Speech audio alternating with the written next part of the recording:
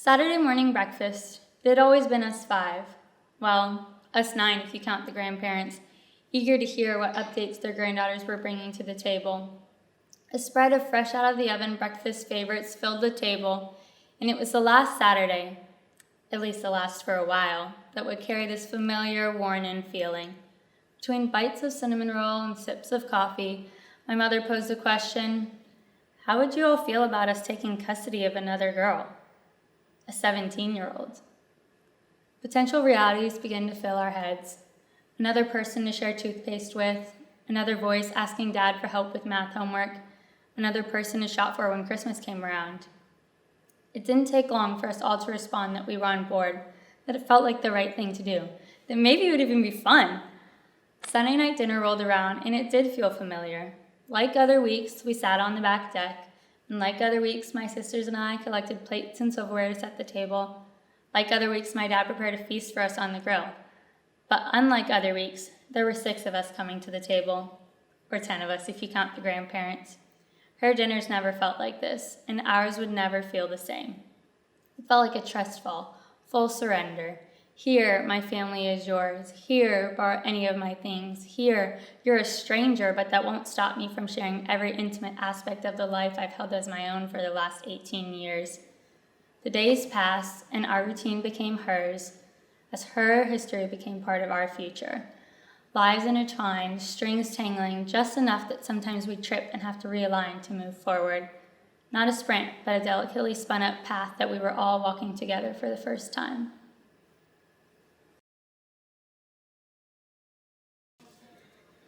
This story begins on a day that was not unlike any other day, except for one small part that changed my life. I woke up in my bed with the usual feeling of a single blanket without any sheets over my body. I was always getting hot at night, and I would constantly push the uncomfortable bed sheets to the foot of the bed and make it harder for my mom to make it up in the morning. I got up to start my usual routine, go to the bathroom, brush my teeth, and eat breakfast. Not necessarily always in that order. As I walked down the shag-carpeted hallway on the second floor of my house, I hear a voice downstairs. "Hey Nate, could you meet me in the playroom? I want to talk to you for a minute." The voice is my mother's calling from the kitchen downstairs. I yell back, "Yes ma'am, just let me use the bathroom and brush my teeth first." I walk through the glass door that separates the playroom from the rest of the second floor. As I emerge from around the corner, I see my younger sister Chloe and my mom sitting on the brown leather couch in the center of the room. My older sister Libby would have probably been there too, but she was already at college. "Come and sit down, Nate," my mom says, looking up at me from the couch. I sit and feel the old cracked leather cold from the night before hit my legs. Ooh! I whine a little bit from the coldness in an attempt to get my sister to laugh, and she lets out a small chuckle.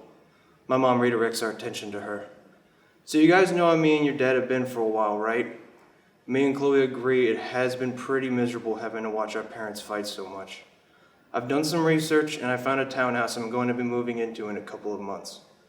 My mind goes blank as I look up to see that Chloe's already in tears. "I don't want you and Dad to get divorced," she says. I don't hear what my mom says next. It was probably something along the lines of, "It'll be better this way," or how cool it would be to have 2 houses. Despite the objections given by my mother, the initial thought I had was how hard it was going to be to have divorced parents.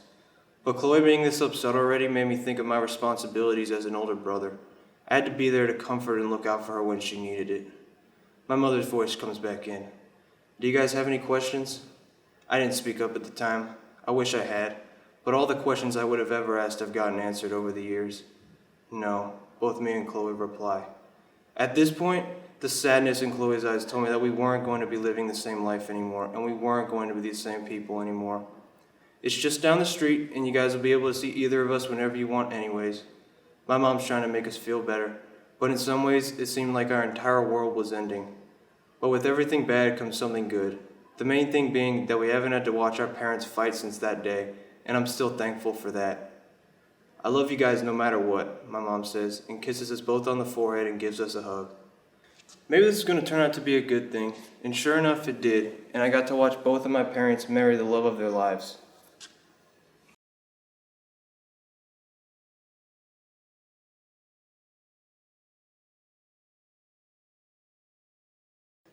I'm 14, pacing around my kitchen, waiting for what I thought was my mom's gay best friend from high school. Now, this had never been confirmed, but my mom's stereotypes, he fit all the stereotypes that my mom had built for him. I was so excited. This was going to be the best friend group ever. Me, my mom, and her gay best friend. So, imagine my surprise and disappointment when I found out that my mom's assumptions about her friend who loved Broadway musicals and red wine wasn't true, and they had been dating for almost 2 full weeks. Now, as a single child with a single parent for almost 8 years, this was not gonna fly. It took months, okay years, and a golf cart of me writing in my diary to be okay with this transition. But sooner rather than later, Chris stepped in and showed me what it felt like to be loved like a daughter. You see, not a lot of kids where I grew up with only one parent. Everybody had a mom and a dad in the home, and not a lot of my friends related to me. So, while it was later in my life than I would have liked, Chris stepped in and showed me what it looked like to be loved absolutely, unconditionally. And that's the story of how my mom's gay best friend is the best thing that has ever happened to me, but in a way different way than I could have ever imagined.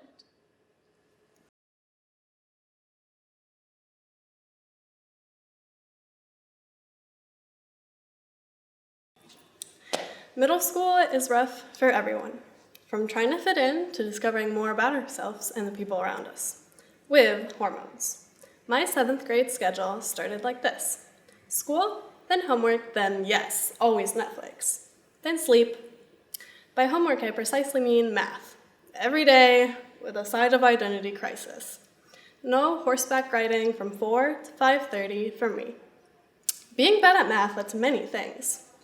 4 out of the 5 days, I would be in the math room with the math teacher, going over my poor test scores and trying to figure out how to do multiplication and division without using my fingers. I cried over C's in that room. Those walls saw everything. Lunch was the break between classes where I could just exist and not tumble over communicating in my second language. But I had to be in the math room looking at the math quotes written in English, not in French. I wasn't eating mon flan in a plastic cup or had mon jambon beurre for lunch.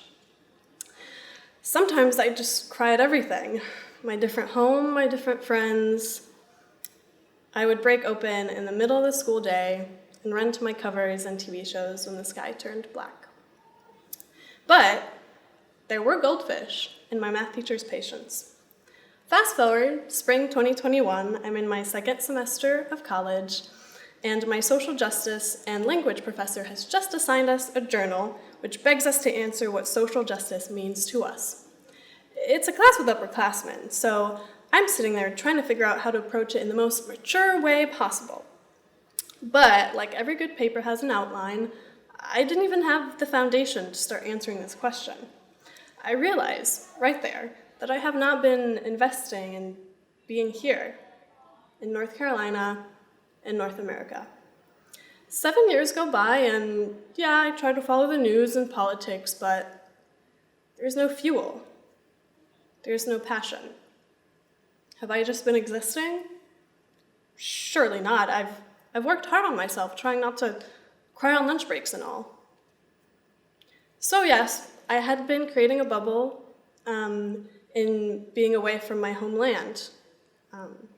But like math, a subject that I try to avoid and not think about, I learned a lot from the interactions around it with my teacher. And I can do the same on the campus of UNCW by uncovering my truths through assignments like my social justice journal. So, social justice for all across oceans is the ability to fight under the protection of your humanity for humankind. I'm growing out of my bubble, and I'm really excited to start being more intentional in learning where my feet are walking on. And that is the incredible power of intentionality.